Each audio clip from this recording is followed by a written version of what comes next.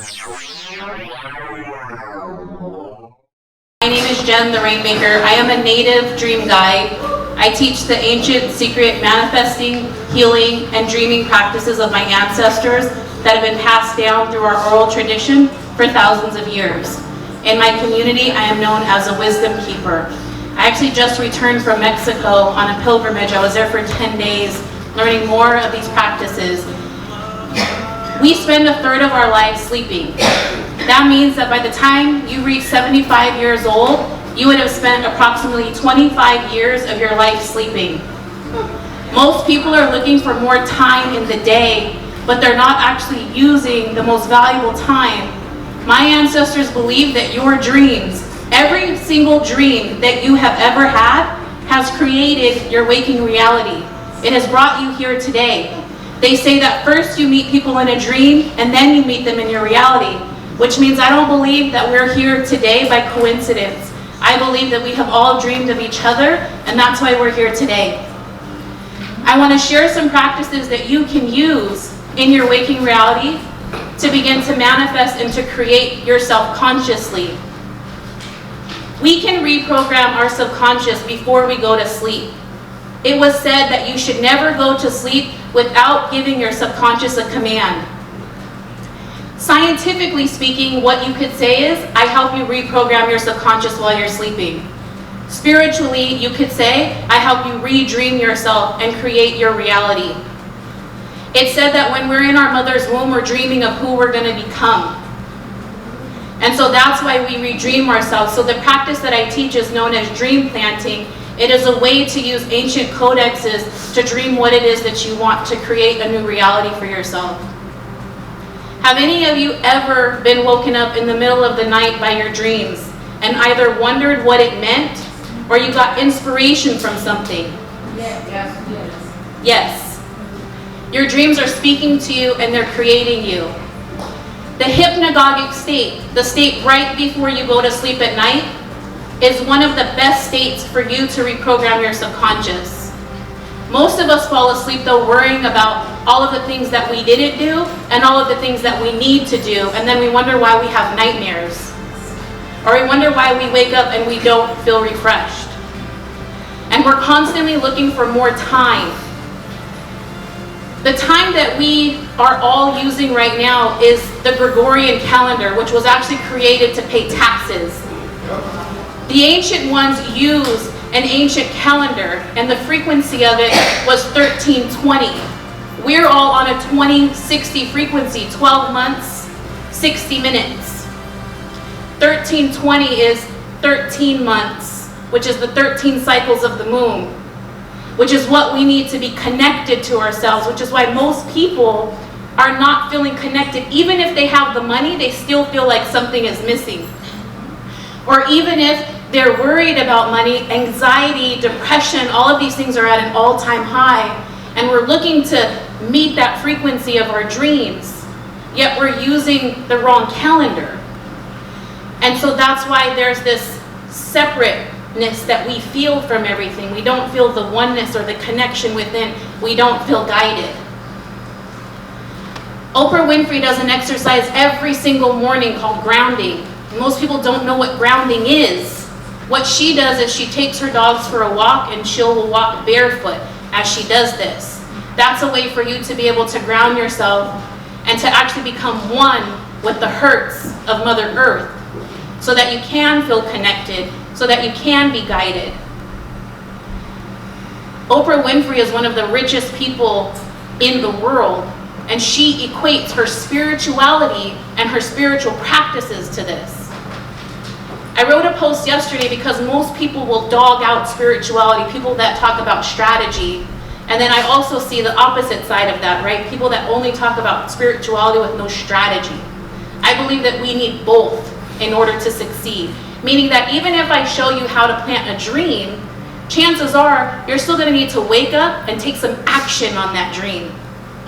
So I'm here today to tell you that it's great to come to these kind of events, but things may come up in your real life after you're here. You might have fear come up in your space. You might have limiting beliefs come up in your space. You might have ancestral issues come up in your space. Some of you today probably had an argument with somebody before you came here, because a lot of times when we are going and we're reaching for our greatest destiny, things will try to pull us back down, and people in our lives that love us don't know where that leaves them. And their spirit gets scared, and they start a fight for no reason. Or you hit traffic and you're stressed. Some of you, I know it was hard for you to come. I know for a fact some of you had fear before you came here. I don't even have to have talked to any of you to know that there was some sort of struggle that came up. And so I want to remind you, as you leave here today, to continue to go forward and just recognize it for what it is. Like, oh, that's fear. And acknowledge it. And you can also talk to the person about it, right? Having a conversation, seeing it through their eyes. Tonight, before you go to sleep, I want you to make a request to your subconscious for whatever it is that you want, whatever your intent is here today, whatever it was that you wanted to get out of this event. Give a request to your subconscious before you go to sleep. That can be anything, like, help me solve my issue with my partner. Help me get that raise that I'm looking for. Help me get that promotion. Help me grow my business. But always give your subconscious a command. I can't walk you through dream planting because I don't have enough time to do that, and there's other things that we have to do. But I can tell you that by you doing that, you are going to start to notice a shift in your life, and continue to think that as you're falling asleep. And then in the morning, the hypnopompic state is the second best time to reprogram your subconscious. How many of you, first thing you do in the morning is grab your phone and look at it? There's a man that talks about mind dumping, and every day when he wakes up, he spends 15 minutes. He doesn't grab his phone, he grabs his journal, and he just mind dumps. He dumps everything that's on his mind, and he meditates. And he thinks about how he wants his day to go. He sets the intent. You are always in control. You get to set the intent of how you want your day to go, how you want your life to go. Remember that. Nobody else is in control. I also want to say, another thing you can do before you go to sleep is you can write down everything that it is that you want to create. Whether it's better relationships in your life, whether it's better health, whether you're looking to grow your business or grow yourself personally, you can write those things down before you go to sleep. You can put it under your pillow, and you can command your subconscious to take you to that place where this is your waking reality. Before I go, I want all of you to just really quickly close your eyes, and for those of you that are not comfortable closing your eyes completely, I want you to just lower your gaze.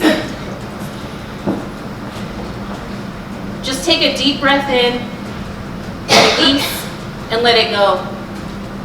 Allow yourself right now to tune into the natural rhythm, measure, and movement of the universe.